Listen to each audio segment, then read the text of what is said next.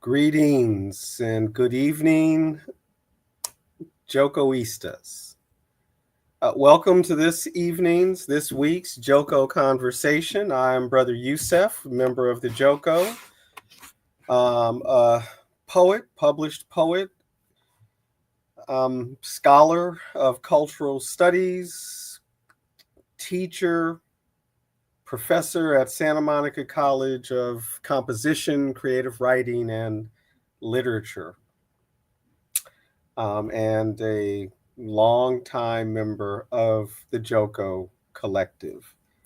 And I am joined by my partner and comrade and the originator of the Joko, the convener of the Joko, also an educator, cultural worker, activist, Tasha. Hi, Tasha. Hi, Yusuf. How you doing? I'm good. I'm glad you're good. You have some tea?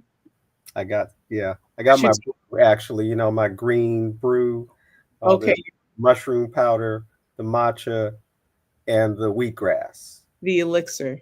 Yeah, Okay, you're on the elixir. All right. Just making sure you're set up. Making I sure am. you're set up I and am. Yes, thank you. good. So, greetings, everybody. And yes, all of what he said, what he said. And we are welcoming some guests tonight, and I don't want to spend too much time with the preamble before we bring them on. Um, I do want to, as we always do, acknowledge our personal lineages and the generations of parents, aunties, uncles, play aunties, play uncles, all of these people in our lives, elders, grandmas, grandpas, parents, um, and the collection of experiences that make us who we are, that bring us to bringing people who choose to agitate for justice in life, who have that consciousness, who have that urge, that unction.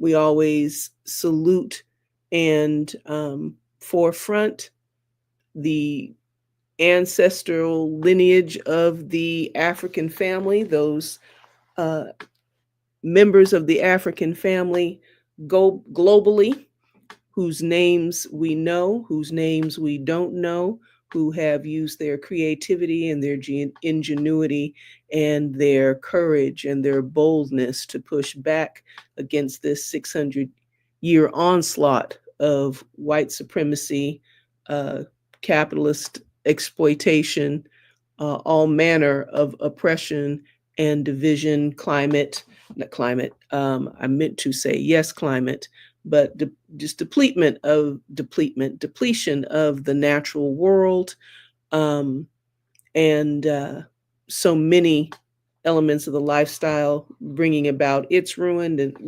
And there have been, right, many of us in the African family who are not necessarily in our personal lineages, um, ancestors of the group who have created blueprints for us to follow, who have pushed back and held at bay, um, who have resisted successfully, though their stories may be suppressed.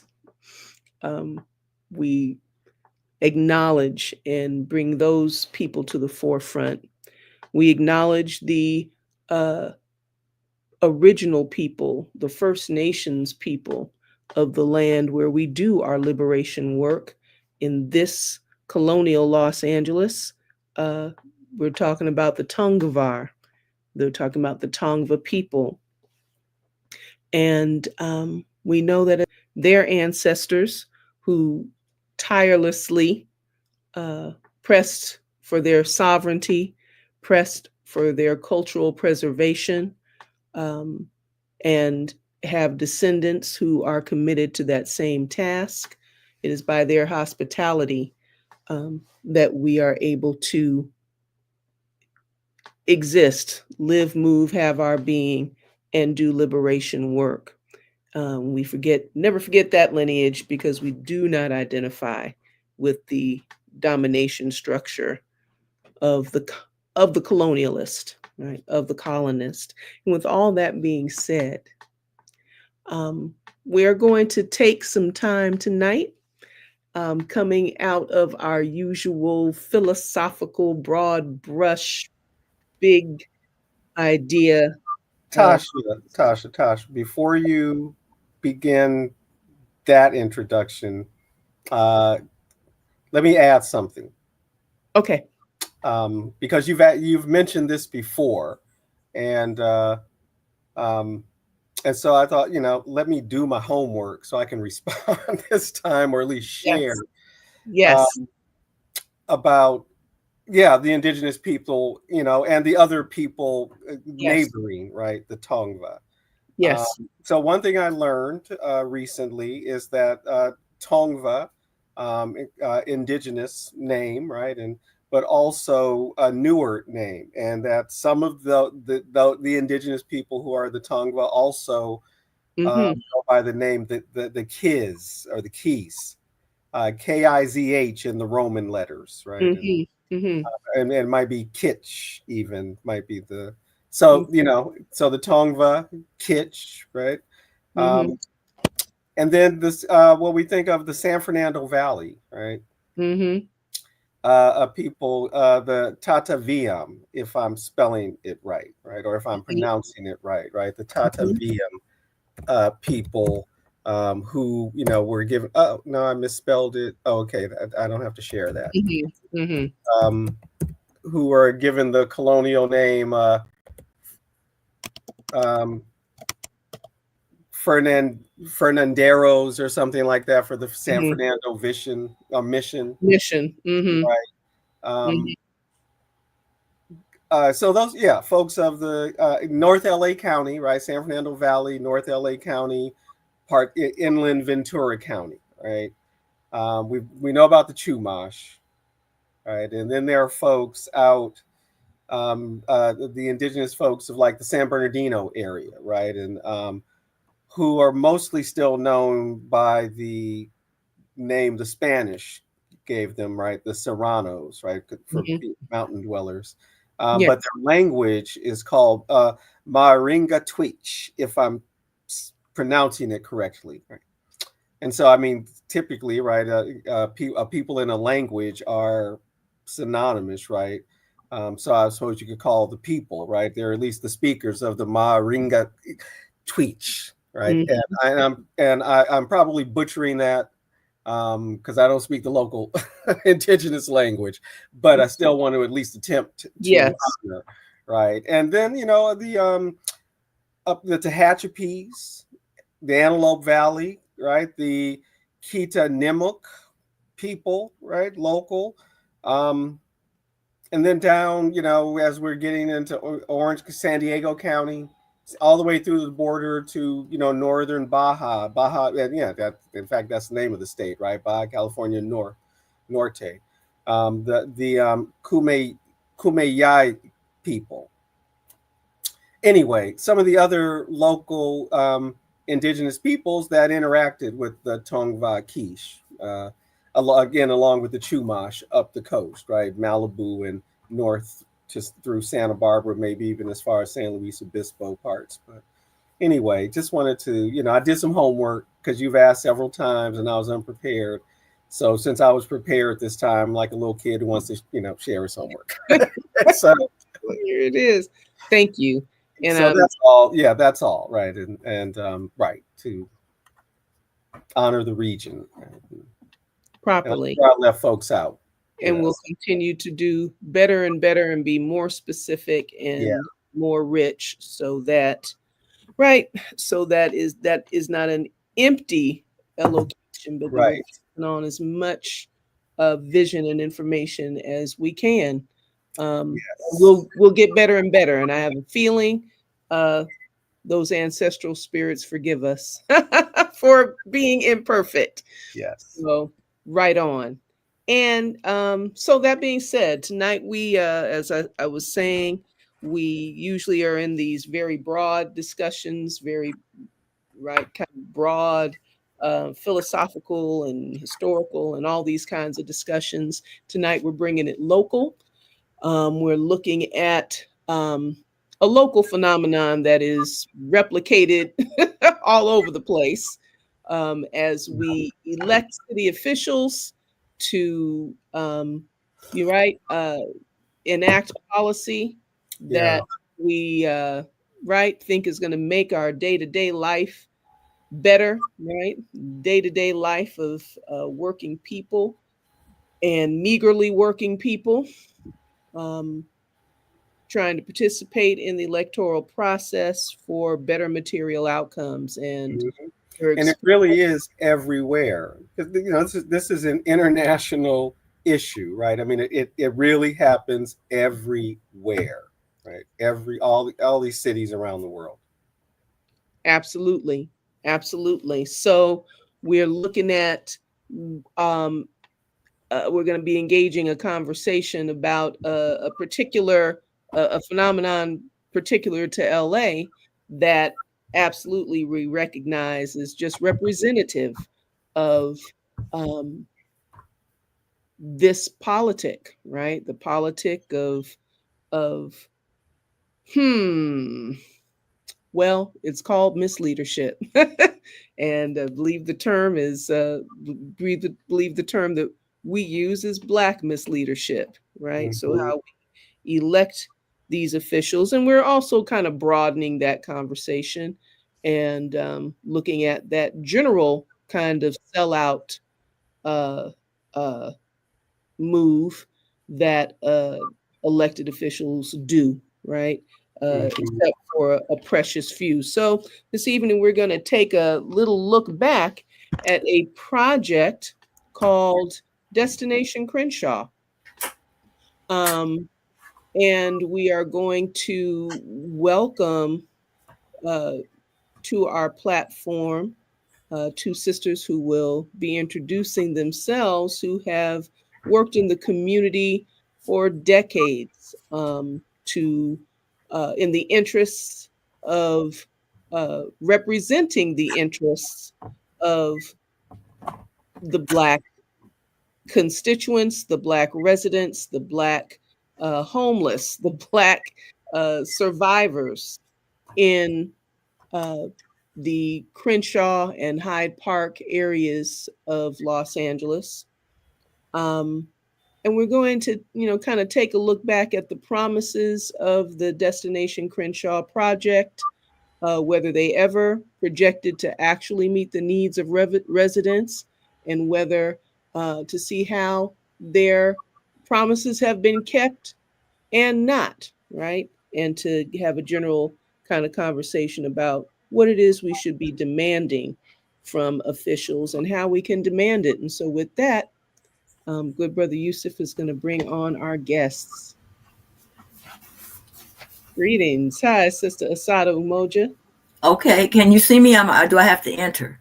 No, you're good. Oh, we You're see on you. screen. Yeah. Oh, okay, because I Yeah, don't see either good to one of go. you. So, Oh, you Oh, don't? We see okay. you. We We see oh, see you and we okay. hear you. So I don't have to enter. You're in. Oh, okay. All righty. no, we do see you. I don't, Okay, we don't know why fantastic. you yes, yeah. So Yeah. go ahead, please take a minute to introduce yourself. Mhm. My name is Assata Umoja. I have been actively involved in dealing with different community issues for over half of my life, but uh, really like more intricately involved around in the Hyde Park area for the last 30, almost 40 years, Mhm. and dealing primarily with the impact of community developments and the quality of life, and dealing with why it's so critically important for us to have like economically sound and viable communities. Hmm. Okay. Mhm. Thank you so Yes. much. So let me ask you something technical, Assata. Mhm. Did you say, do you need to enter? Did you not enter the studio, I or did did originally, but then when you took me out, then I said, the screen popped back up again. So I'm thinking, do I need to do this over again? maybe so you don't see us? No. So yeah, enter the studio again. I mean, we can see you, but you should be able to see us. So you might need to enter the studio again, uh, Okay. to be able to access us. Okay. Yeah, Now I see you. now Okay. you see it. Okay, I'm gonna put you on stage here and take you off stage there. And Okay. so now you see us again. Hmm. Okay, we're good to go then. And we have Robbie.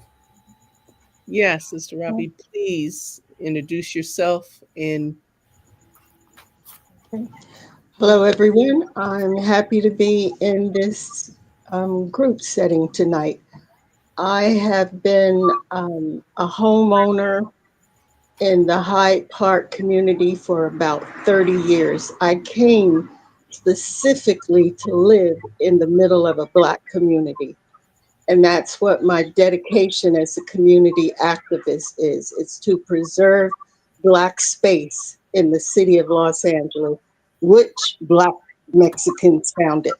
Anyway, to make a long story very short, almost anything that impacts the rest of this city and has any negative connotation impacts us, and almost everything that doesn't impact anybody else in the city impacts us. And for the most part, we're not told about what's coming in order to be in advance of becoming action oriented rather than coming in at the end.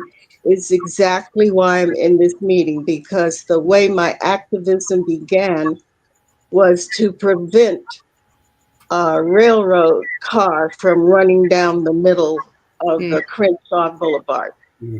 which heralded the advent of Destination Crenshaw, your topic for tonight. So thank you for allowing me to be here. thank you so much. Thank Can you either lower your camera or somehow Oh, maybe step okay, I'll there we go. now we can see you. I've been, okay, all right. About right there. Yeah. Yeah, and whenever you have to step off is fine. Okay, Okay. whenever Mhm. you have to step off. Okay, thank you. Absolutely perfect and takes us right to our segue. Um, so a first general kind of question that we would like to dig into is how do you describe specifically as members of Hope the trends and issues, and given your extensive and multi-decade experience and observation, what are the key trends and issues that affect Black presence, stability, and flourishing in the area? So, Robert, you want to go first, or you want me to go first? Go ahead, Asada, you're president of Hope. Oh, wow. Should I be so privileged? Okay. Um, so one of the main things is to create stable, thriving communities. And a part of what's been happening um, more intensely for at least the last 20 years is destabilization of the Black community.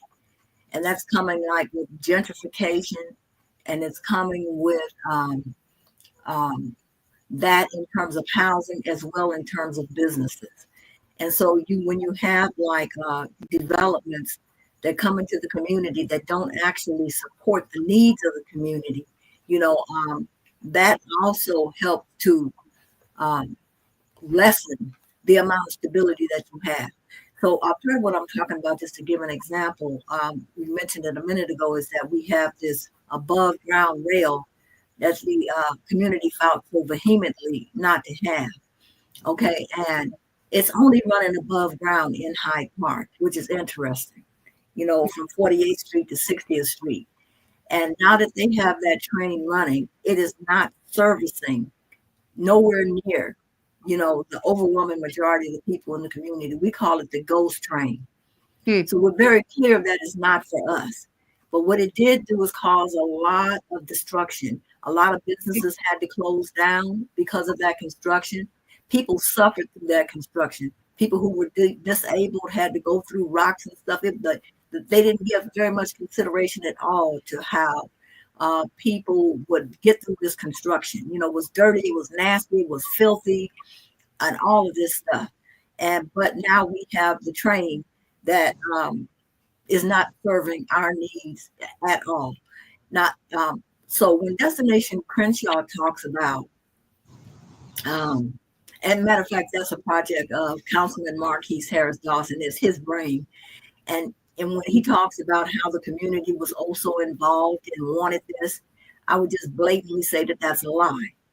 Okay, because that Destination Crenshaw definitely is not the answer to how we address this above ground transportation.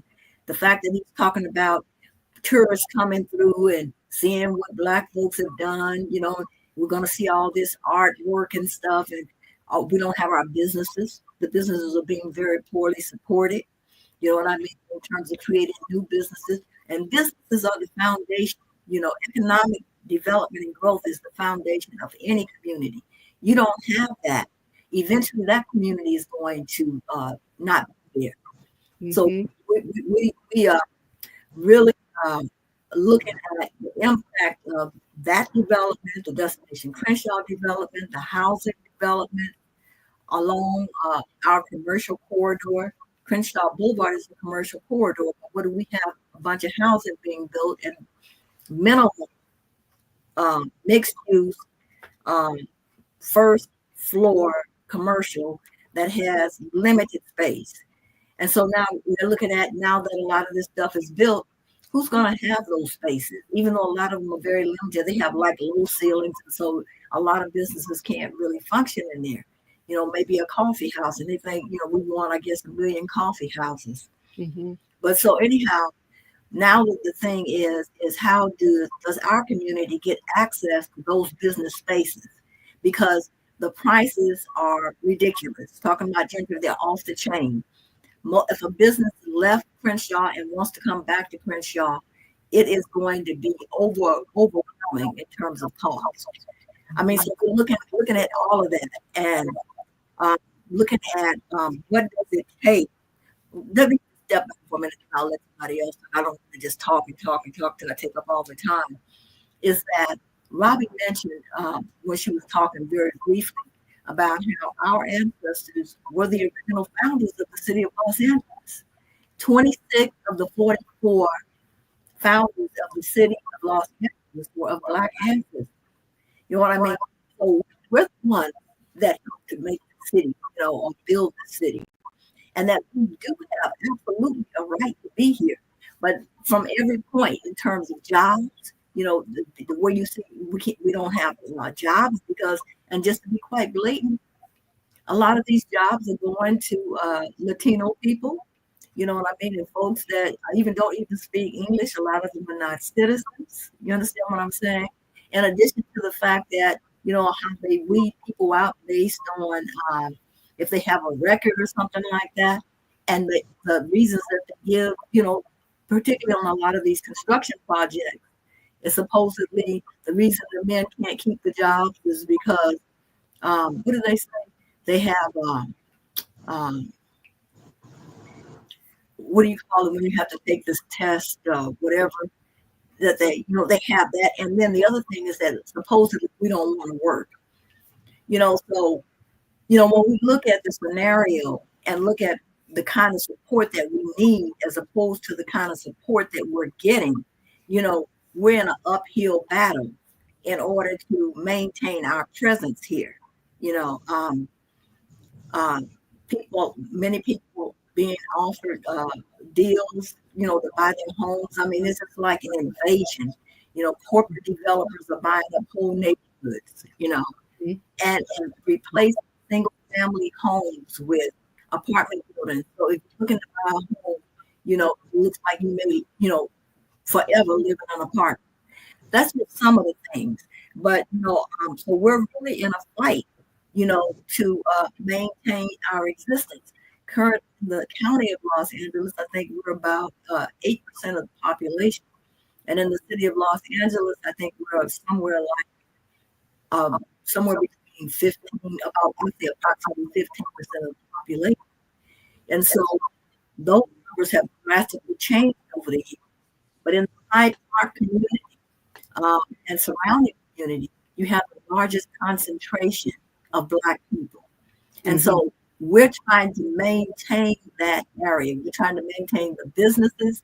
And it's not about pushing anybody out it's about having a place and a space where you can identify, with the people around you. You can circulate your income back into your community. You can build the kinds of institutions that we need in order to be able to thrive as a people. Thank you. Thank you. That's exactly you did not take too much space. You did not take too long. We have Robbie, what would you like to add to that? The trends and issues affecting Black presence, Black stability, and flourishing in the area that you've been working in for so many years. Okay, well, I just want to make sure that people, I don't know how many people are on this call, but that people have clarity as to how this has happened and why we are literally now fighting for our existence. This happened as a result of someone determining, Metro essentially, determining that for the designated area from Crenshaw and Vernon all the way up to Crenshaw and a little beyond, right at Florence, that this train was okay to travel at grade level. Now, I was in the meeting where this was first proposed, and the entire community, anybody who lived in the Crenshaw or knew people who lived in the Crenshaw, I mean, everybody came to this meeting and said, do not put the train at grade level. Crenshaw Boulevard is designated as a scenic highway. That vote was critical. And in the instance that they were discussing it, I asked the question, why would you consider putting a train at grade level down the middle of Crenshaw Boulevard? This would be unthinkable if you did it on Westwood. And the answer was, well, there are two reasons. Number one is your street is wide enough. Number two, it's financially feasible. So we know financially feasible means we have an option. And for whatever reason, we're choosing to save some money by putting this train at grade level. So anyway, long story short, now we brought everything to their attention that we possibly could from that day until this day. Now, when they tell the story of Destination Crenshaw, they include our story that we reference to them for not putting a train at grade level. Destination Crenshaw was supposed to be an apology to this community for having made the mistake and dishonoring and denigrating this community by putting a train at grade level. Marquise Harris Dawson became the city council person in 2016, and I became a board member of the Hyde Park, of the Park Mesa Heights Community Council at the same time. We asked Marquise if he would dedicate himself to making sure that the train stayed underground so that it would not devastate this community. He gave his word, and that's what he essentially did in that one meeting where Foresti Hogan Rolls strolled to the front of the meeting and announced that she was a card carrying member of the Crenshaw Community Coalition. That was the group that was fighting to keep it underground. Okay, so referencing Marquise Harris Dawson, when he made that statement in the meeting that he was dedicated to keeping the train underground, that's the last time Marquise Harris Dawson ever said a mumbling word to the rest of the community, to the city council, not a mumbling word. And he continues in that tradition. So all of a sudden, after a couple of years, when they deemed that there should be a way of apologizing, there was an announcement that a decision had been made and we should start celebrating Destination Crenshaw. That's when what they called outreach happened. We were allowed to come in and look at the decisions that had already been made. Because, of course, we would have never said, oh, yes, please cut down 350 trees. Please eliminate 300 parking spaces that facilitate access to the businesses. And so this is the continuum now as a result of becoming a transit oriented community. That means if you are with 1/2 mile of a train, 1/4 mile of a bus, you can be termed a transit oriented community. And so began the influx of developers like locusts, literally buying up property. And here we are now. We have what is called quote unquote affordable housing being offered. The problem is it's not affordable to us. It's affordable to the county at large. So our fight continues to now say, okay, if you're going to bring quote unquote affordable housing, let's dedicate that bottom floor to commercial space. Even that is in jeopardy because in most instances, if they allow 500 square footage, which is essentially an office space, that can be, deemed acceptable. So all of that to say why I live in a constant state of rage. So in any event, we need people to know the true story of why Destination Crenshaw is in place and why it is not doing what it should be doing to benefit us. Okay, so great. You have taken us into really our next set of questions and began to answer some of those. So we have the opportunity to dig in with a little more specificity. And thank you for that context. That the Destination Crenshaw Project was actually a response to a well-established community objection to Exactly. a city plan. So it rides in on critique and objection. It comes in with that. So I took this little blurb from the Destination Crenshaw website, and you've covered some of this. But nonetheless, I'm going to go ahead and read that and then see if we can dig into some of these details. Right. When plans were made, this is per the site. When plans were made to run the Crenshaw LAX Airport light rail line through Black LA's main thoroughfare, we knew the train's arrival would provide an unprecedented opportunity to expose thousands of tourists and new visitors to the cultural heart of the Black community. So we rose to the moment. Coming together, the community decided to create one of the largest Black art and economic revival programs in the country. We are building community spaces, planting 100 new trees, investing in local businesses, creating local jobs, and funding commissions for more than 100 Black artists. Now, when the world enters Los Angeles along the new Metro line, it will be greeted by the art, energy, legacy, and accomplishment of Black LA. So, how has the project, since we have that context, that background, how has the project actually unfolded since its inception, right? And I guess we can zero in on investing in local businesses. Have local businesses been invested in?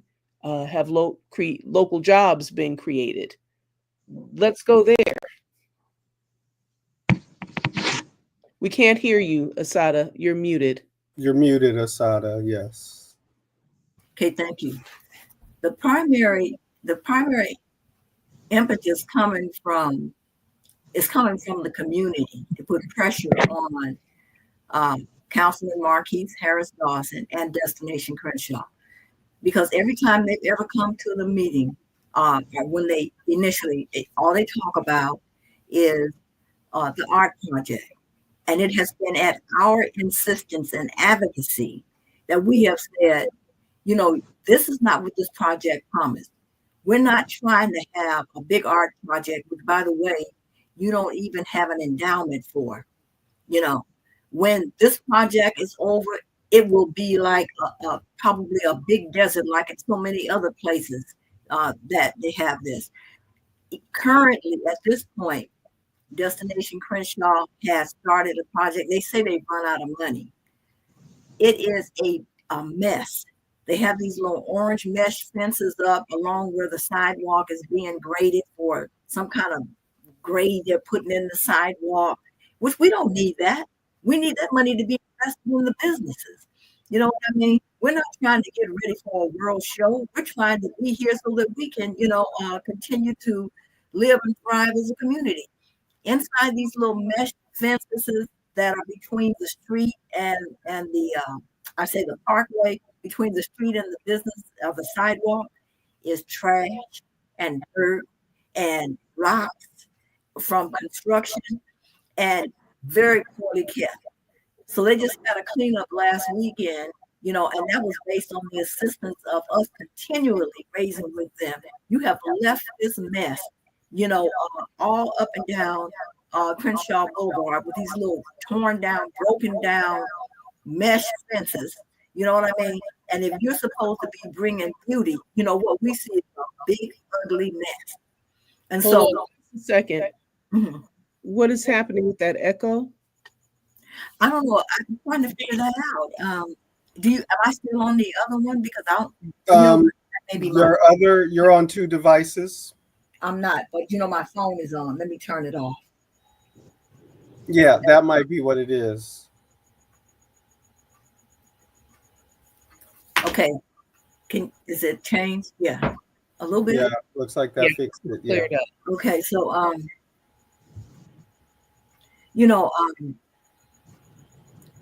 it is just nowhere near what we would like for it to be, because even when we have them come to our community meetings, they talk about the project coming forward and getting the construction done, and our response always to them is, we're not so concerned about the construction. We're concerned about the original promise. How is this project going to bring economic viability to this community? Mm-hmm. Now, we have had in one instance, maybe a couple of instances, where some businesses that were located on the corridor were helped by resources that Destination Crenshaw had through the city, which is primarily by Marquise Harris Dawson, that were given relocation assistance. But they had to move off the corridor, okay? Mm-hmm. So they did, and that's only because of our insistence as well. We had to continue. We said, listen, we're losing our businesses. We need our businesses. This project promised to help these businesses and to keep our businesses and support our businesses. So what are you going to do to make sure that our businesses survive? So they found some money, and they helped at least two of those businesses. They would have helped more, but one of them didn't want it, but and then gave them subsidy for up to a year to help with their housing. Now, see, that's a very small piece compared to other businesses. Do we have businesses that are not on Crenshaw Boulevard, but they're feeling the impact of Crenshaw Boulevard? You know what I mean? And they felt the impact of Crenshaw Boulevard during construction. And so now the thing is to keep it in their face. We just talked to them last month and told them, that the most important thing that you can do in terms of pushing this project is to give the businesses the support that they need. So they have, like, I would say, connections that they've been provided, with community development financial institutes. But a lot of times when they get that money, a little of it goes for the businesses, and then they put the rest on the art, and they try to speak as our voice. And so when people come and ask us, particularly when we were still having like hearings about development, we always tell them, Destination Crenshaw does not speak for us. This community speaks for itself, and art is not the primary thing. You understand? Yeah, of course, art is beautiful. We could live with art, but once this project is over, you understand, what does this community have that allows it to be able to thrive? You go up and down Crenshaw Boulevard right now, some of the businesses just did not survive. You know what I mean? And they did not get the kind of support that they needed in order to survive, particularly with that little joke of a project that they had where they were supposed to be supporting. You have to put Destination Crenshaw and MTA hand in hand. You know what I mean? That they were supposed to help businesses that were impacted by the construction. Okay. And a lot of the businesses never got the money because they never qualified, and they knew they wouldn't get the money because a lot of them just weren't, they didn't have their paperwork and stuff together, so they needed that kind of support. And then they needed money that was free of that just to help them to get through it. And so a lot of them just didn't survive. And that's still an issue in terms of business support. So I have a young man right now that is trying his best to get some money to help redevelop his business, because it needs rehabilitation. It needs rehabilitation, and it needs money. And he is just not getting the kind of support that he needs. But we have to continue to make that demand, and we will continue to make that demand. Don't come and talk to us about construction unless you have something that you're going to be saying at the same time about how businesses are being supported and how we're going to be seeing more of the type of businesses and services that we need.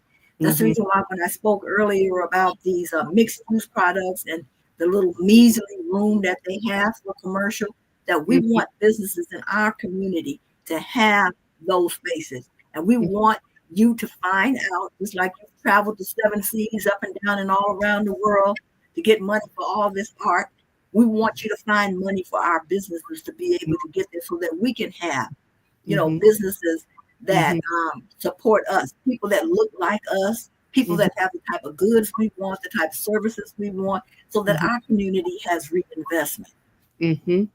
And so when you say business rehabilitation, well, first of all, if understanding what you said, if I understand what you said correctly, what businesses are faced with now in the midst of this construction, which surely is obstructing, inhibiting business, inhibiting traffic getting to businesses and whatnot.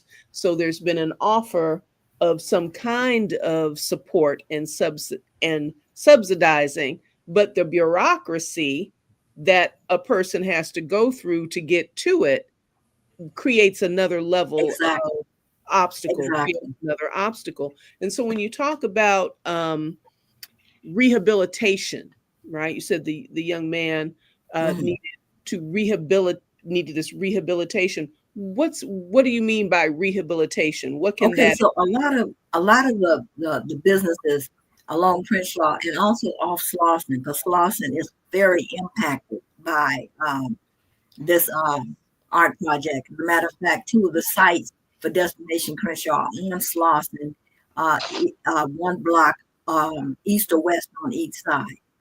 So a lot of the buildings are very old. You know, they haven't gotten any type of support in a very long time. They've been needing support for a long time. So now that you're saying that a part of what you want to do is bring economic growth and development and help create economic viability, these businesses need the help and the support. You see what I'm saying?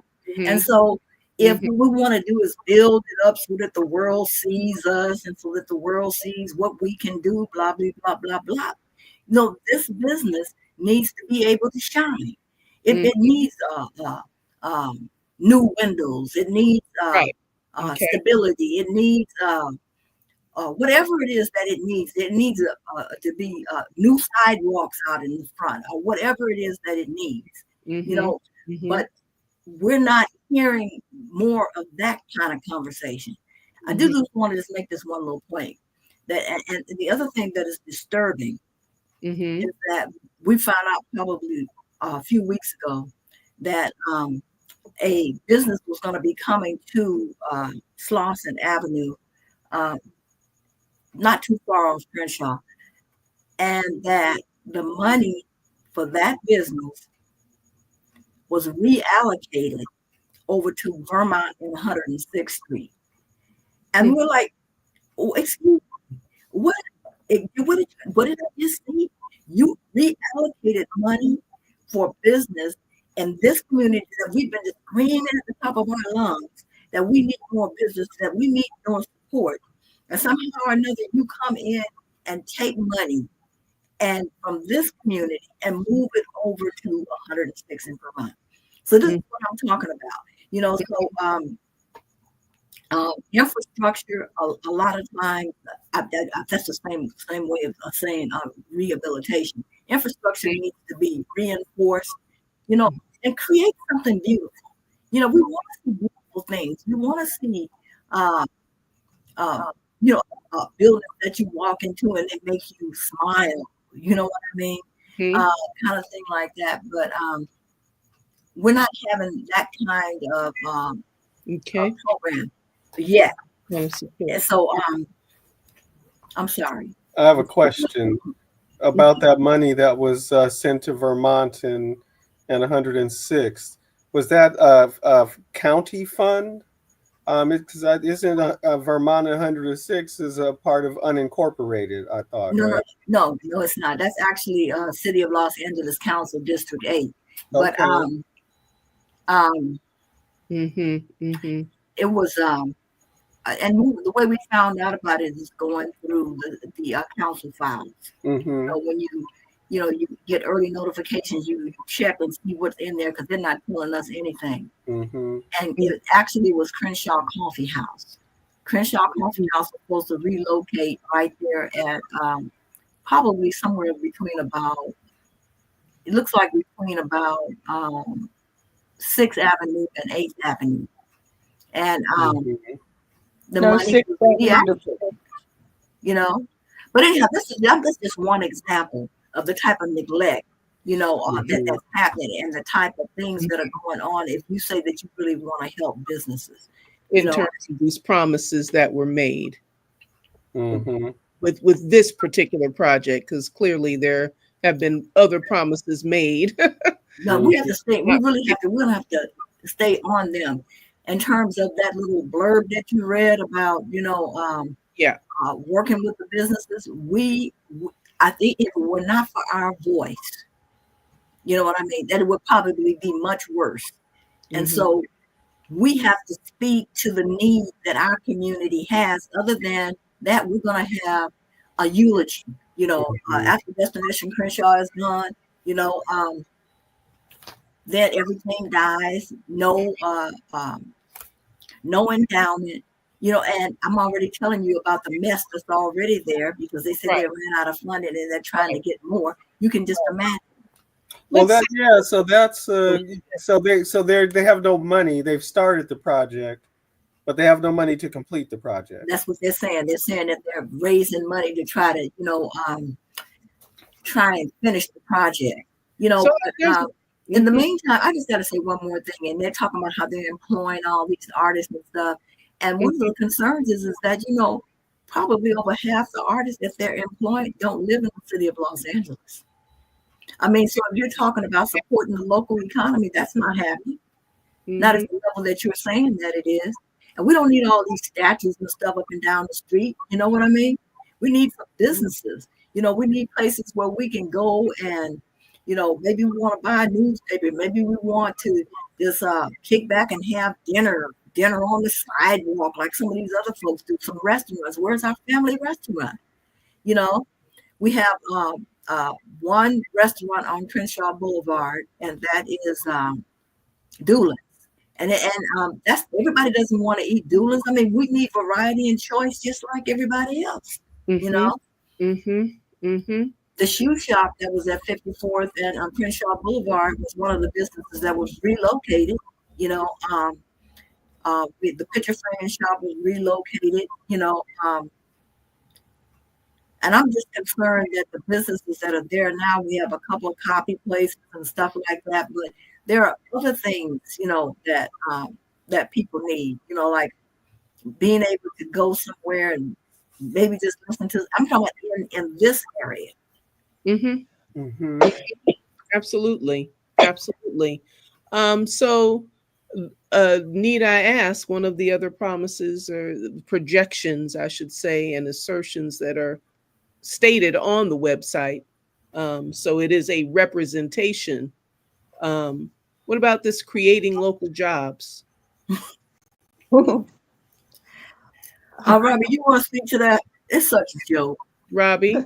Okay. Well, look, first of all, what I suggest we do is we look at the design of the train running down the middle of the boulevard, and then we look at the design of Destination Crenshaw. So with this train taking everybody from downtown to the airport and everybody from the airport downtown, that is not servicing us when you put a stop at Vernon and you put a stop at Slauson. That is the only access that this community has to a train to essentially get to the airport, because we don't need a train to get to the airport. We have 3 buses that can go to the airport. Before this train, we had at least 7 buses.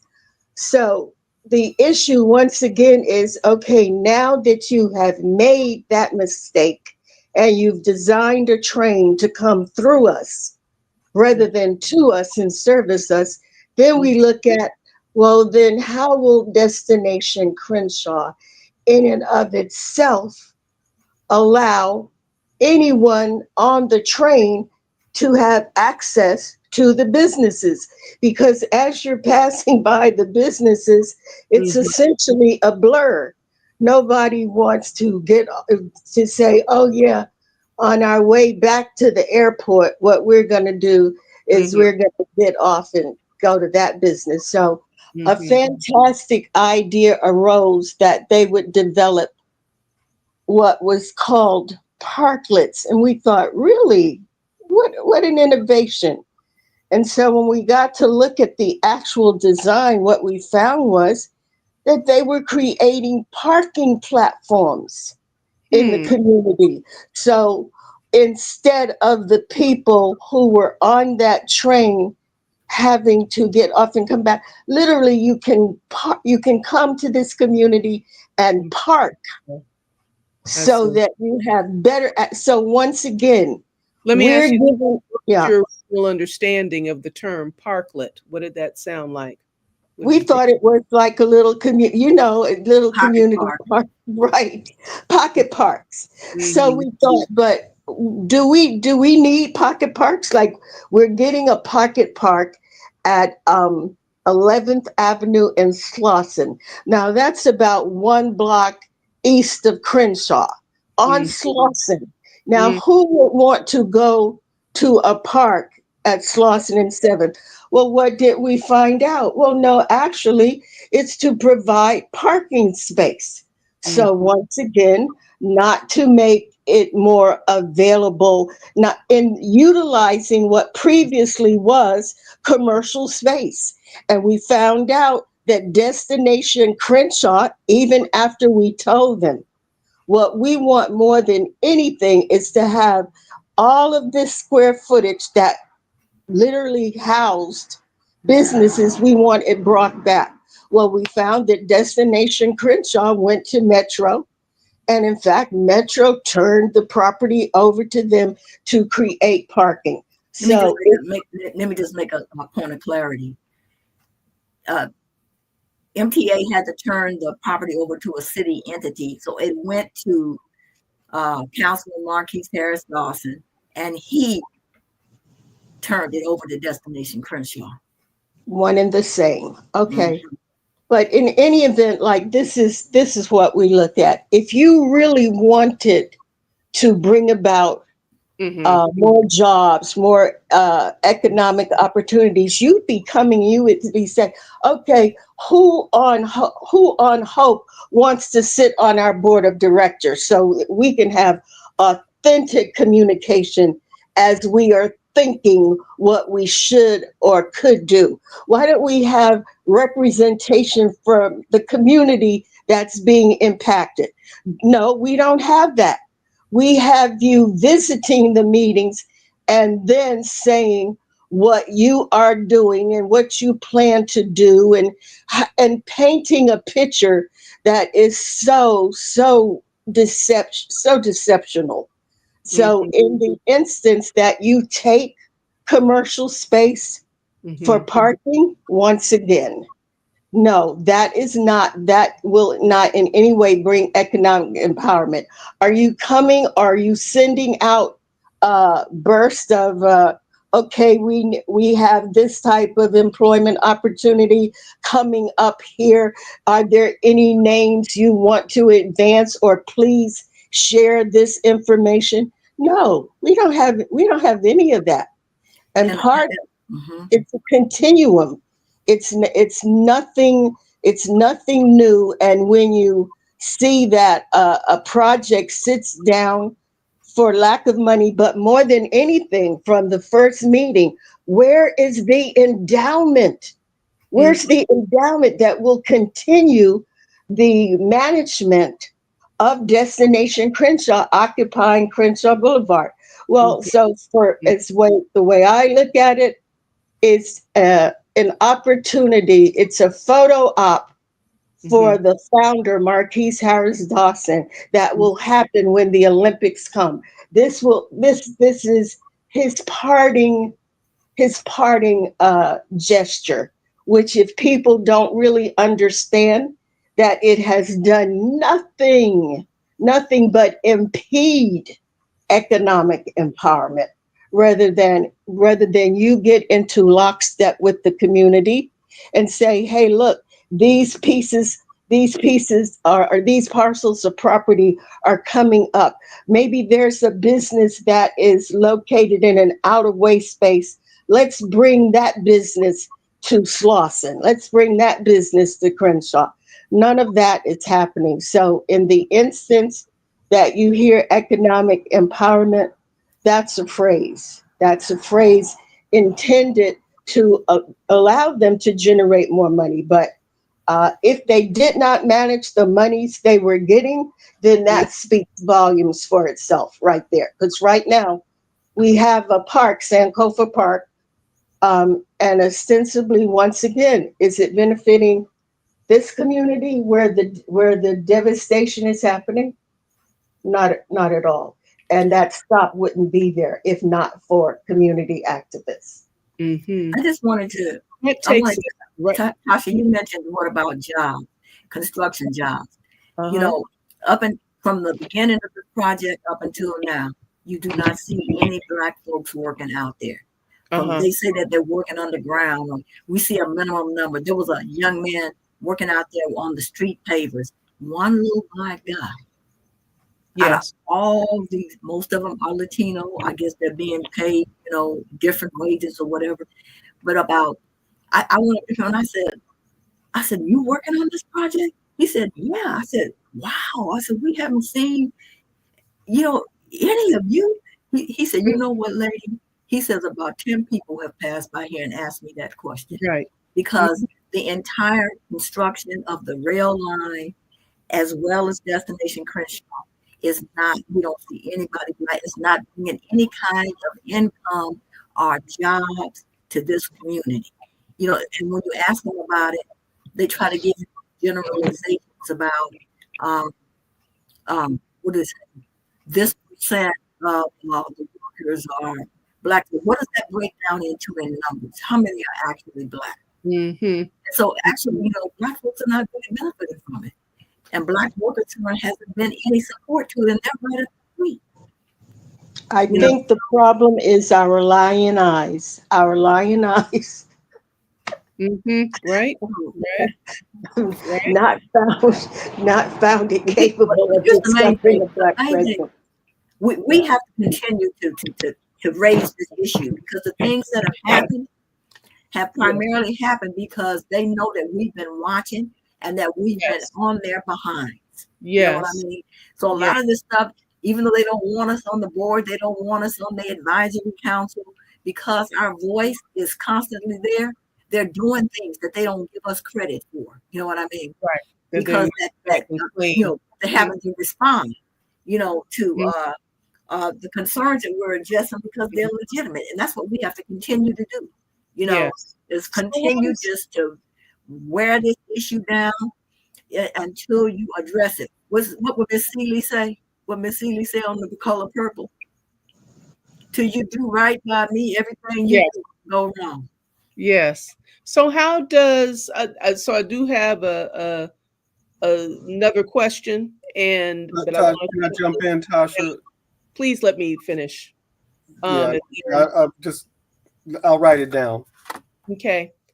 In terms of the cost of the project itself, the original cost, because you all are referring to the problem of this endowment and the endowment not being in place to complete the project. Sounds like they're completing what they want to complete, what they want. Right. Sounds like they're completing what they want to complete. Exactly. But what was the original cost of the project itself? Who has benefited from the spending thus far? I don't have the exact cost, but I know it was in the millions. You know what I mean?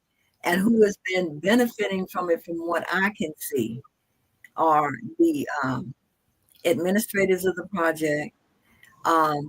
They have brought in, like I say, quite a few artists. Most of them, over 50%, maybe close to 50% of them don't even live in Los Angeles. So that's not helping our local economy. I mean, it's art, is nice, it's beautiful. You know what I mean? Mm-hmm. But who here is benefiting from having been a part of that project? So we do know that a whole lot of money was given to this project. I know definitely in the millions, and I can't quote the exact figure. Now they're going for more millions. And here's the other thing about it.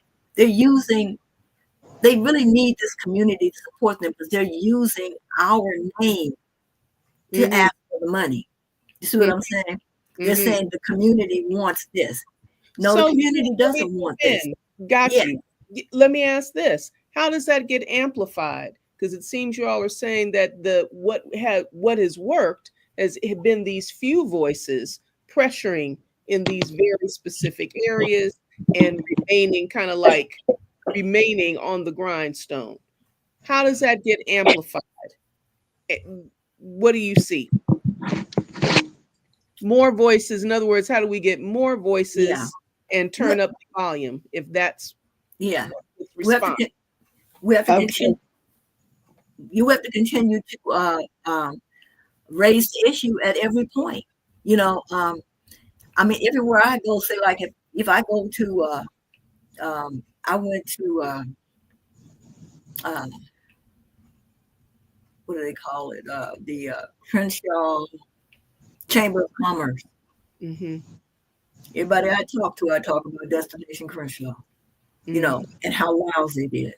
If the, Mm-hmm. if the if the congressman is there, if the assembly person is there, if some of the board members are there, if MTA is there, you know what I mean? I mean, it's like everybody I talk to, that we have a major problem with this art project, and in the Chamber of Commerce, but in terms of that's only one way, it's just going everywhere. This person said this to me, blah blah blah blah blah, but we do have to um, find ways to make it even more visible, Mm-hmm. and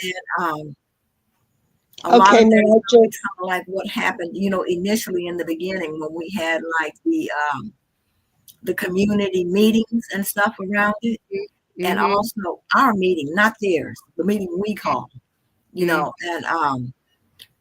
I think um, Robbie's trying to get something in right quick. Robbie, were you I'm trying sorry. to? yeah, I want to say the ideal way is for the community to make a demand on its neighborhood council. That's the ideal way to come and say, oh, what's up with Destination Crenshaw?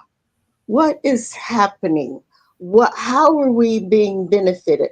What has happened to the money? We hear that they've shut down for a period of time because of lack of money. How we need an accounting for all the money that they've already expended, because that then requires the neighborhood council to make it an official concern to their representative. Until it becomes an official concern, it is never addressed officially. Now, our problem is the person who represents us never sees fit to put it on an agenda because it does not, create a favorable light for CD8 and his representation. However, the way around that is, see, if you make a demand on the council, then the council can go in and ask to speak in the meeting. And they have the authority to bring whatever issue, even if it's not on the agenda, they get 2 minutes. In all other instances, in public comment, you get a full 1 minute. But when a council says this is of such critical import that we believe you need the city council to look at this. So that's the only way to bypass your representative, because when you tried, which we've done, when we tried to bypass our representative, the city council says, first take this up with your representative, and see they're walking in lockstep. I see. So for me, if there was enough community outrage, the problem is Uh-huh. that there's so many things we should be outraged about that Mm-hmm. it would almost be like, okay, this group take on Destination Crenshaw. This group take on the stealing of your EDD department. This group take on the avalanche of developments now coming in that we never have any notice of, because our mayor determined that now they can just bypass city planning and go directly to building and safety. So we don't know that something is happening until we see it popping up. But most importantly, wherever anybody lives, the neighborhood councils, and to some degree, that's our fault, because our neighborhood councils have not gathered together and said, okay, this is the issue facing the Black community. And by that, I mean anybody south of the 10 all the way up to the border of Inglewood, all the way over before we get to the east side. But that probably is going to be my intent. Mm-hmm. It is because I do, this is a third term that I'm serving, and I don't have anything left. I need to find some angry people to come to our meeting, and that would be a blessing. Okay. Yeah. And Yusuf, you're muted. Yeah. Oh. Are I you have a on? few follow-ups. Mm-hmm. Back a little bit. That related to the things you've been talking about. One is like the local black press, right? Is it taking a position, reporting on this at all? Is the Sentinel covering Destination Crenshaw? Or is it only covering it in a positive way, or something like the Southwest Wave, The or public press, any kind of local black press? So yeah, how's it being covered? How are black people? How are community members finding out about it broadly? So that's one. I'll just start there, right? Is it okay, getting well, black press? remember the press has personal relationships in most Mhm. instances. So they celebrate Destination Crenshaw. So we would have to find an outlier, and there's only one I can think of right now. And I don't, Yeah. put her name, but yeah, that's the problem. Which is the outlier?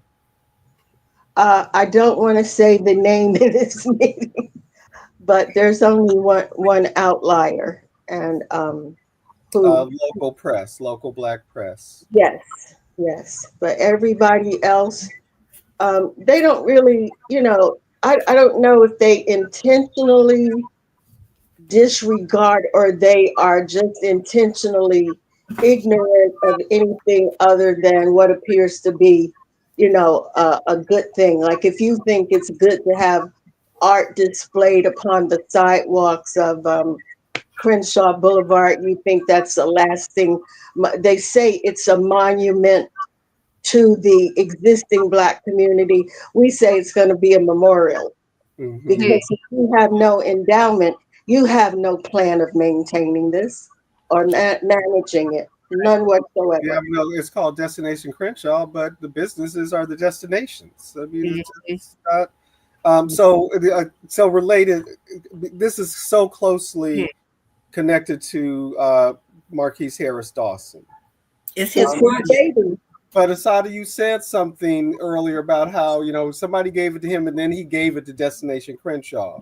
So is Destination Crenshaw kind of a separate entity that's been created? That's Yeah. Yeah, that's the non separate.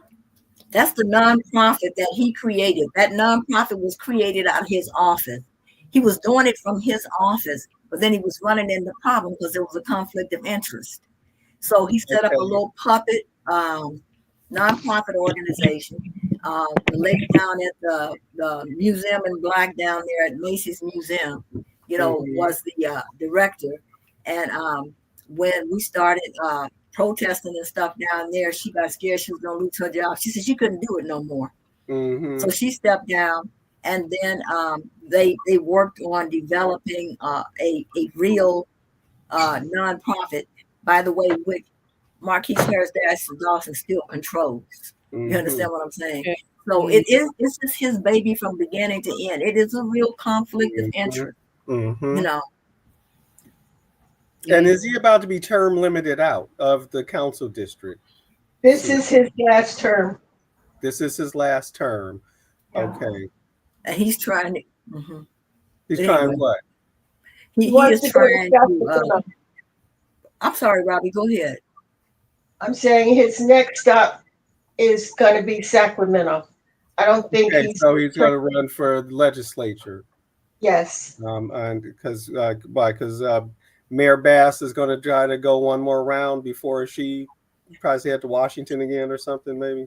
Yeah, she's also a sellout. And well, they're both from Community Coalition, right? Hmm. Yeah. Mm-hmm. Mm-hmm.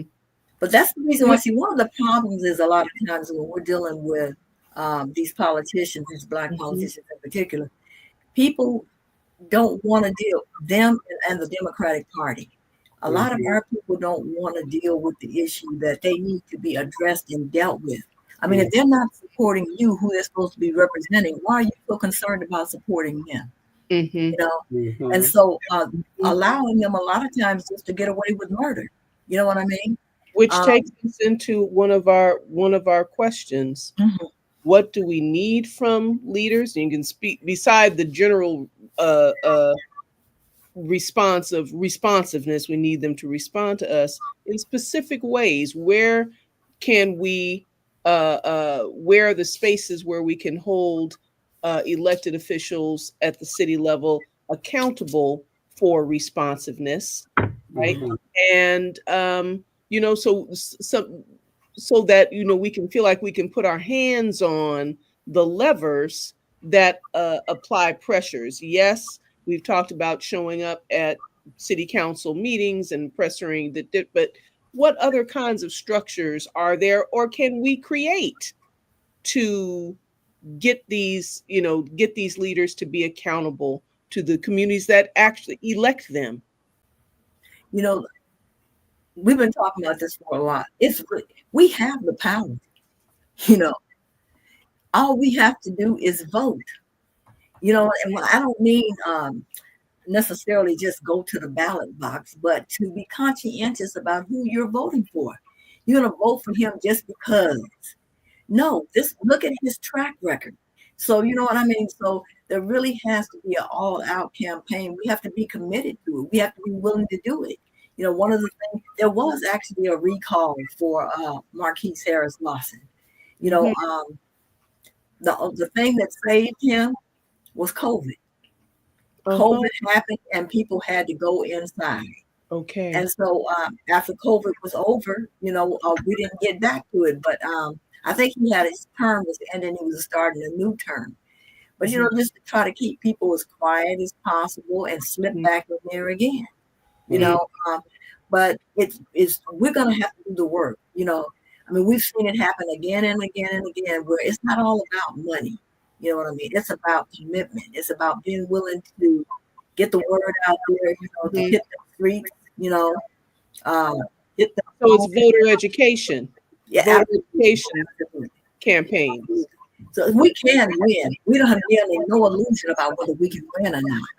You know, but the thing is can they convince us? Let's just say usually people, oh, we can't win. We can't. You know, to still saying, oh, yes, we can. You know, so it's going to be up to us. We have the power. Do you know when the next city council election is? Is that next year? Yes. Okay, so we should be looking at if he's termed out of the city council, then folks will be throwing their hats in the ring for that city council seat. Yeah, but we want to make sure that we have a candidate, you know, that we can support.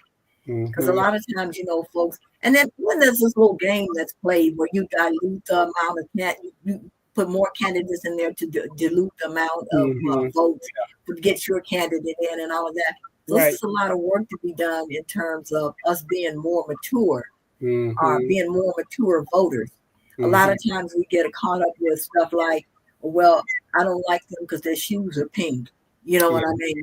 Yeah, and so we really have to do is to encourage a mature vote. What does it mean, even if their shoes are pink, if, you know, this is the issue that we want them to address and they're going to address it? You understand what I'm saying? So that's the main thing that we have to do. So we're just constantly attempting to deal with that, but it does require work. You know, we have to, you know, we have to be willing to work. But definitely How do you think those avenues of work can be opened up? You said COVID kind of put a stop on the recall, and I would assume other campaigns that were developing in the neighborhood. Because yes, small bands of people directly raising issues and directly confronting various institutions. Another was the issue with the buying that mall property, the whole conversation around the story around buying that mall property. Again, this task that we have always of amplification, right? And because what you describe this piece of, yeah, we do have the power, but there are these narratives, these popular ideas that we don't have the power. So, right, we've already established we got to be able to re-educate folk to have them understand, yeah, you do have the power. I mean, what part of the piece that happened with Montgomery, right, in New York with the primary win had to do with, a part of that had a lot to do with people who don't usually vote came out because of a successful uh, campaign, a connection campaign. Where do you see what would need to happen? What do we need in order to have a successful voter education campaign in preparation for the next election? I think it's what you said just a minute ago about education. That really does have a lot to do. We really, a lot of us, especially Black people, we have a whole issue about voting anyway. It doesn't do any good. How is it benefiting us? And looking at why it's important to understand what your vote means and why it's important to look at the issues. So it is about education. These are the kind of discussions we've been having. You know, um, like I said a minute ago, if you don't vote for this person, well, you can look at the presidency. You understand what I'm saying? I mean, you have candidates you don't like either one of them. What does it mean if you don't vote? You don't have a voter conscience. You know what I mean? Or if we have a voter conscience, what does that mean? So it's all these kind of things that we have to talk about. In terms of, so what if the person that we think will speak for on our behalf doesn't get in? What's our plan? All of these discussions we have to have. We have to have. I think more of that has been happening over the last few years. There have been more and more people coming together, having meetings around the vote and helping to educate people. And I think we just need to do a lot more of that and really talk about, you know, um, what it means in terms of whether we vote or don't vote and who we vote for. Yes. Mm-hmm. Mm-hmm. Robbie, you have any comment on that? How do we create a successful vote? What do we need to have a successful voter education practically in a practical way? What do Okay, we do? well, I think organizations of every type. If you have any sensibility towards the Black community, that's a starting point because the people who come to your meetings are dedicated to knowing what you think about a given thing. And then ultimately, as once again I said, to make a demand on the neighborhood council, not to come in and, just be sitting there to hear what's on the agenda. You literally set the agenda because we can't say no. That's what people don't understand. The neighborhood council does not have the power to say no. Mm, Once you present the issue and say, this mm, is what's confronting us, however you can make something happen, that's what we want. We want to see it. We want to see our representative. Now they become very conscious, like when they know you, and of course, agitators are known, and I think Assata and I have earned the title. So it's not necessary for them to like move beyond their zone of comfort. But when new voices show up making statements that previously they would not have known about, that's when they pay more attention to those who are unknown because they've got to count on the unknown sector to show up. So I think Joko, I think Hope, I think we probably need to. interact with one another more so.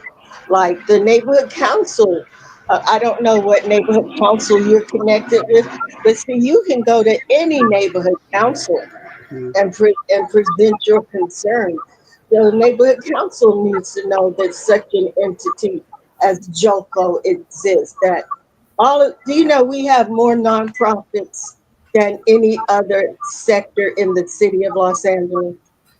Mm, We so if we just allow ourselves to, and in most instances, if you don't have a political edge to yourself, then you don't know either. Because all you're doing is like if your thing is pets, then you're concerned about neutering and spading. But hey, suppose you and your dog don't get to live here because your landlord is getting ready to take advantage of you by raising your rent to the same degree that the developers are. Well, then you get more interested. But I'm just saying, whatever we're doing anywhere, we need to bring the information to that space.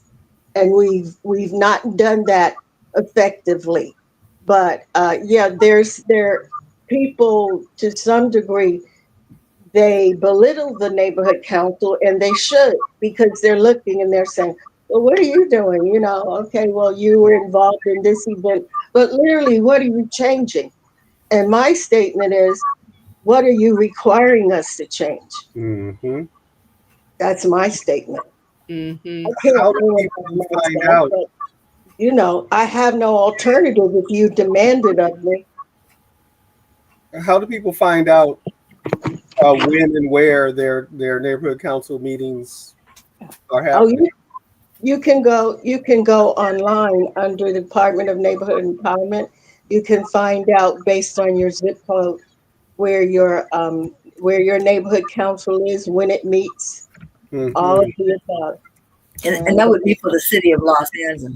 yeah, It's the and City of Los Angeles Mhm. website, and then you're looking for a Department of Oh no, Neighborhood, no. I was just saying that neighborhood councils are or in within for the city of the Los city. Angeles.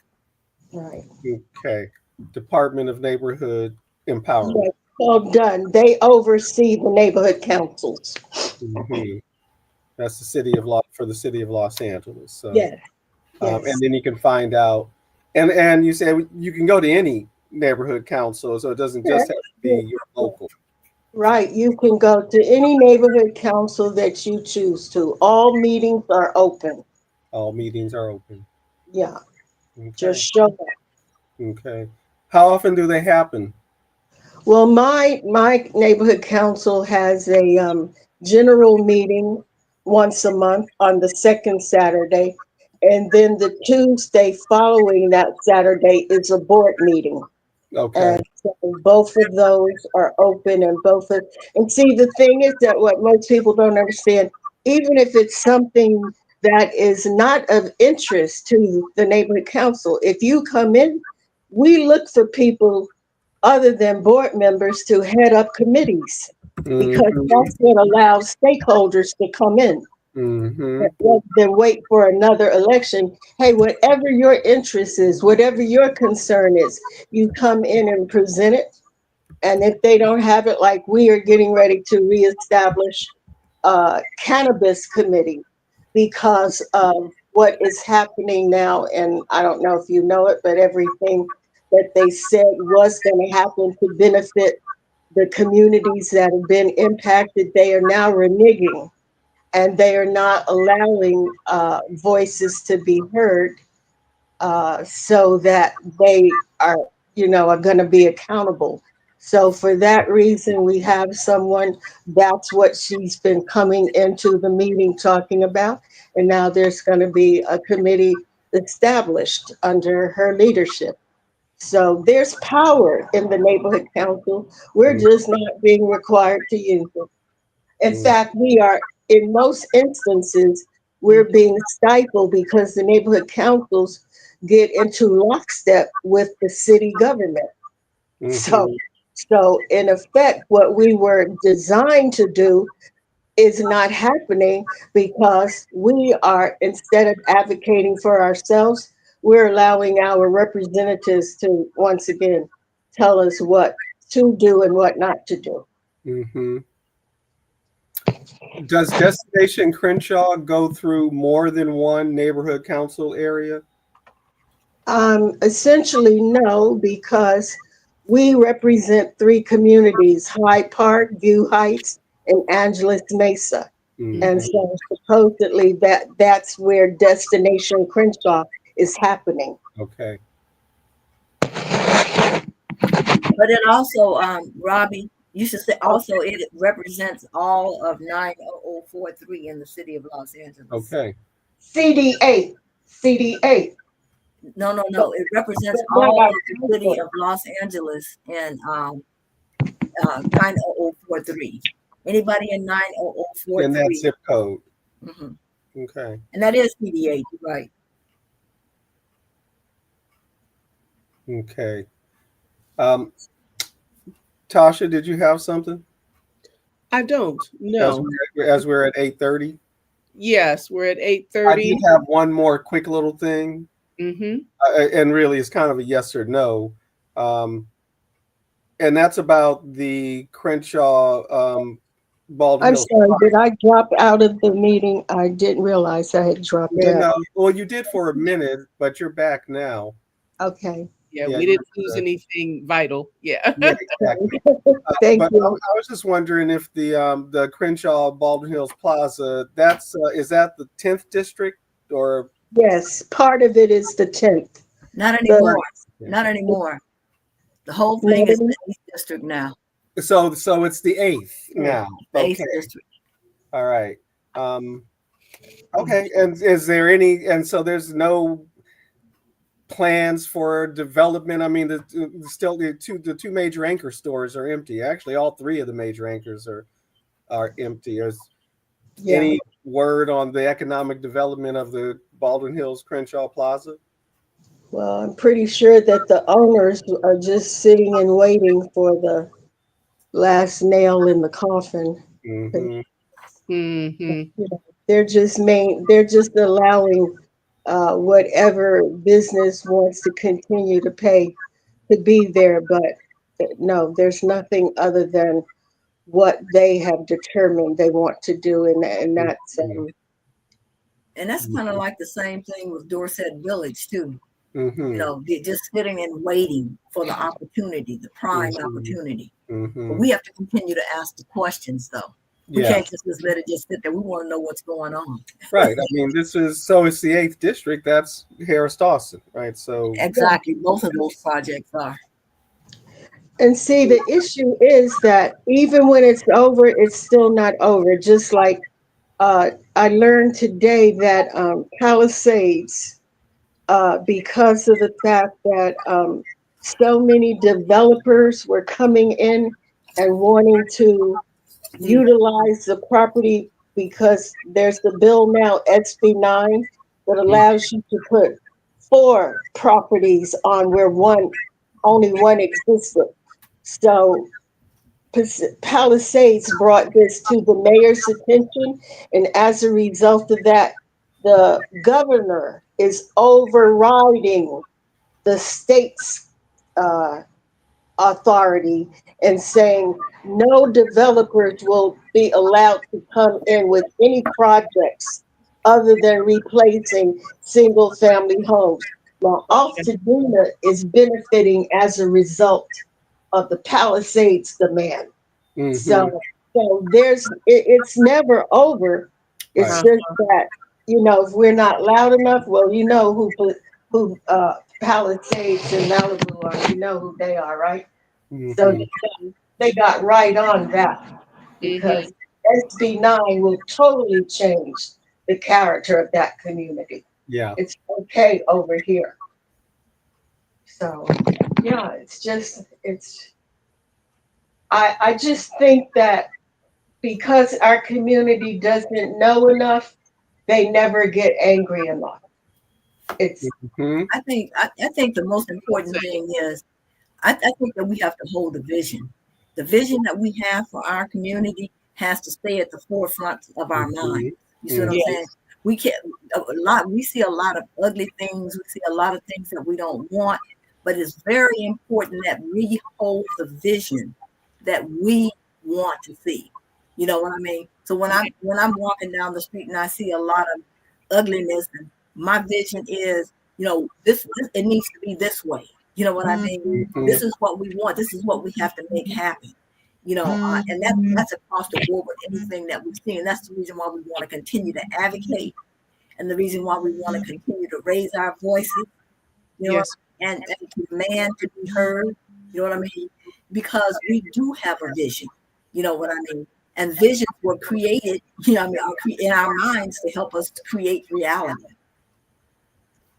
And that sounds like the final word. That sounds like the summary, and the statement. First of all, you got to get mad enough to be heard.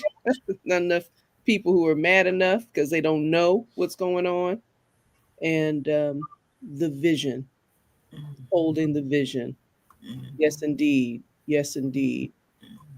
Clearly, this is not a concluded conversation. Clearly, this is an ongoing conversation, and we need to be an outlet that is a source of amplification of your work much more often, in as many ways as we can figure that out, right?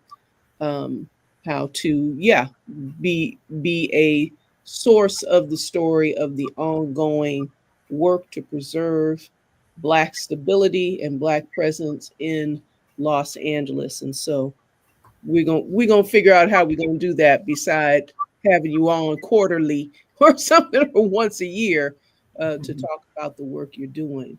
Well, it's appreciated, very much so appreciated, what the Joko does, because a lot of times, people are having the conversations, but we're not having them, in a way, that people can really kind of like hash it out and look at it from all sides and look at what do we need to do to move forward.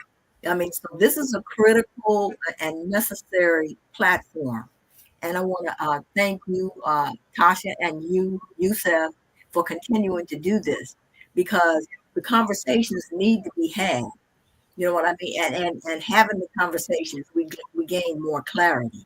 Yes. Mm-hmm. Yes. So thank you. Yes, You are indeed. welcome. Mm-hmm. And thank you. And thank you. Yes. I see Robbie had to hop off, or maybe You probably lost her connection. lost connection. Mm-hmm. You all are always you're like mining gold, if that's example, a metaphor that I want to use. But you all are gold. Yes, it is always. gold. Yes. Well, so are you. Information and experience. Thank you. It's wonderful. One inch at a time. That's right. That is right.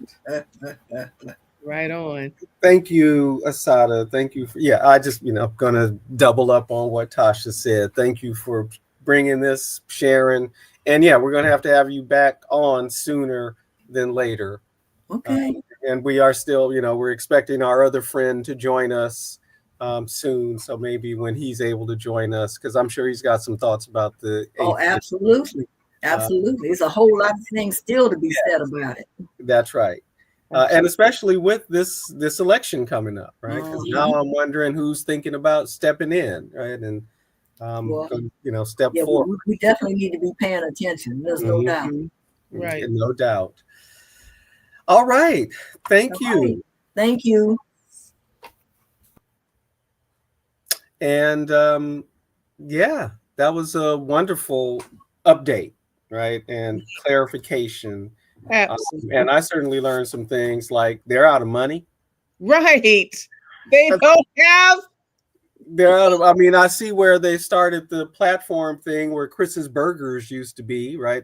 Right. Where what the Lamert split and Crenshaw meet in that little triangle. Right. And I see the platform with its rusted metal look and all. But I was like, well, that's why nothing else. And and yes, I thought the parklets were little pocket parks. Pocket parks, right? They're little pocket We parking like that, lots. definitely. That's wild. So yeah, that was really great update Yeah. and testament, right? Witness to Yes. the failure of the Black misleadership class, Yes. Black petty bourgeoisie, Yes. the professional politicians who are not representing their indigenous constituency, That's it. if I can That's put it that way, right? absolutely, yes. You took the thought out of my head, the words out of my mouth. They're the failure to protect that which undergirds them. That Mm-hmm, which is any kind of basis in numbers for a black politic. right, I'm not sure why this very small group of people seems to function as if they think that they can survive without the masses of black people and with the right without an uplifted mass of right, black people who are functioning well right, and doing well and thriving. yeah. Hmm. They are, well, miscalculations, right? Because what the path they're on, well, it's unsustainable, right? And it's Absolutely. politically unsustainable at some point. And okay, right? And we are proponents of solidarity and Yes. allyship. Yes.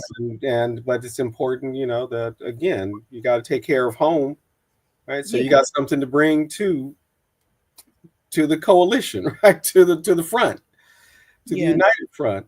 Um, Yes.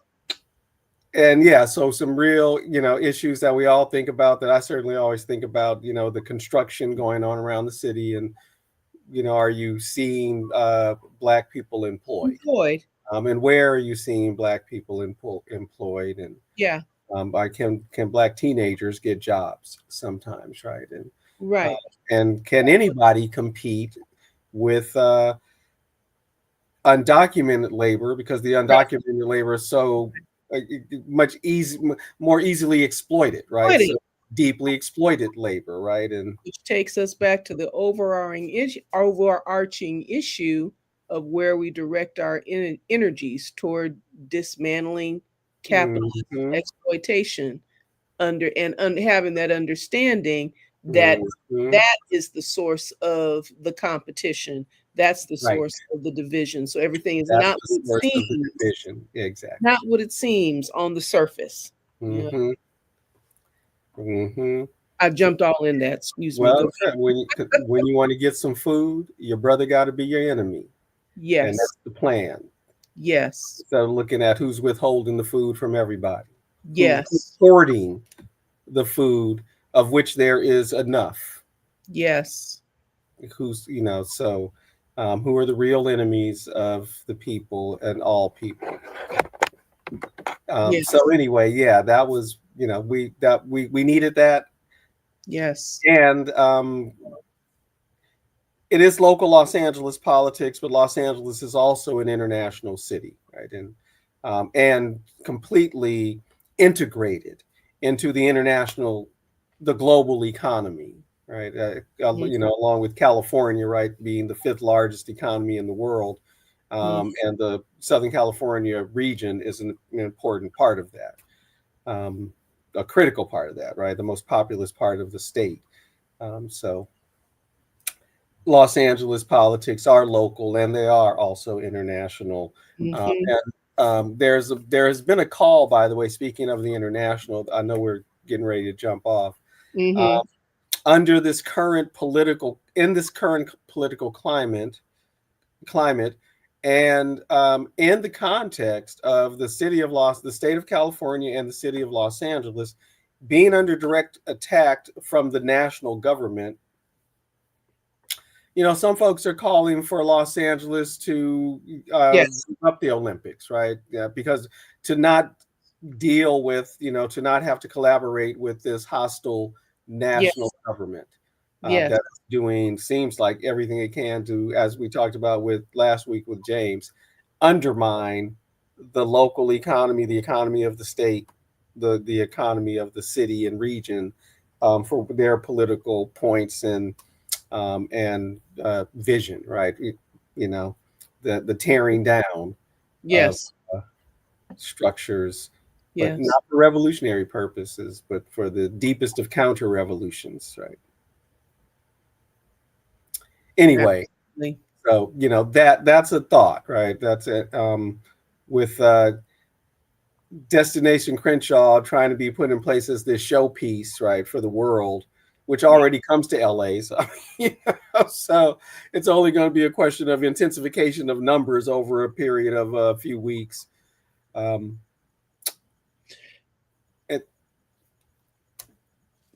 there's so much more than just being that showpiece. Maybe we don't need to be a showpiece in this political climate. So anyway.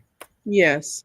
And as absolutely. And also, as you were saying before we hopped on, even though each locality has its specific set of characters, right? Each local Mm-hmm. story has its specific set of characters that are carrying out the drama, right? Mm-hmm. That are making it happen, right? Mm-hmm. You're saying before that, it's really not even about Marquise Harris Dawson as much as it is about the Marquise Harris Dawsons, the Mark Ridley Thomases, the go on down the line. It's about these overarching processes, these overarching systems that the people need to be able to turn their attention to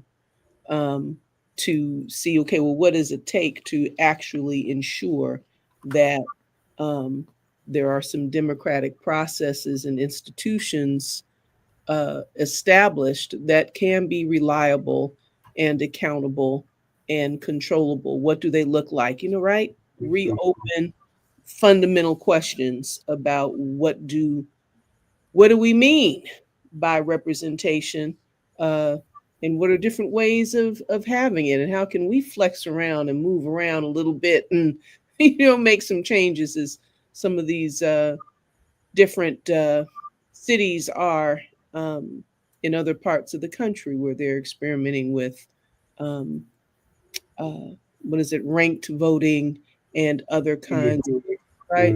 Mm-hmm. Kinds of modalities, and just Mm-hmm. stepping out of the box and trying Mm-hmm.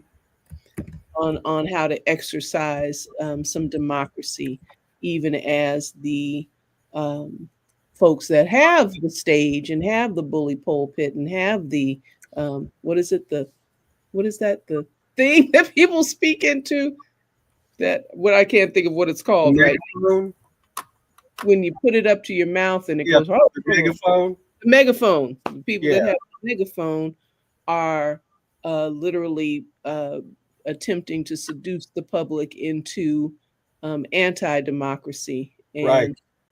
overall, not only winning over the whites with a reiteration of a white supremacist position, but win over what do you need to help us get here? Do you need to be a foundational Black American whose rights we don't object to, whose Americanism we accept, and so we could, so right, yeah, pushing out in that other direction toward democratization and stretching it out further.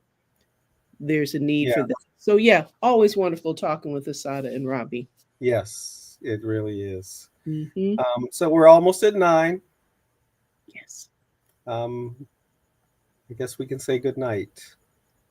Good night, Yusuf. Good night, Tasha.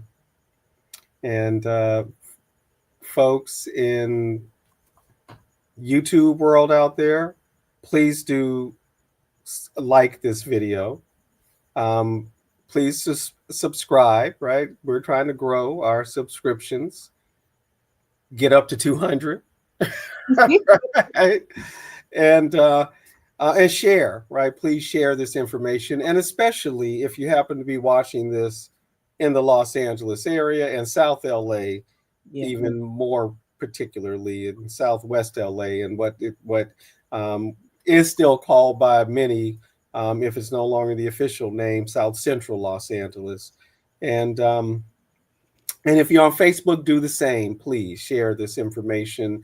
And you here in LA, get involved, get into it. Right? That's right, as Robbie pointed out. Right, Los Angeles, the original founders, the pobladores, overwhelming Afro descended majority. Right, men, women, and children of the 44 founders. More than 50% Afro descended. Only 2 Spaniards and everybody else indigenous, right? So there can't be a Los Angeles without Black people. And there has never been, right, a Los Angeles without a Black presence. So let's keep it that way for as long as we need and have the choice that we want to be here.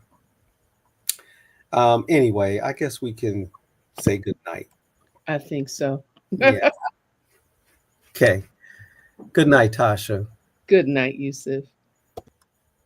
And folks, good night to you. And I will again leave you with my customary closing words from Bob Marley. Revelation reveals the truth. It takes a revolution to make a solution.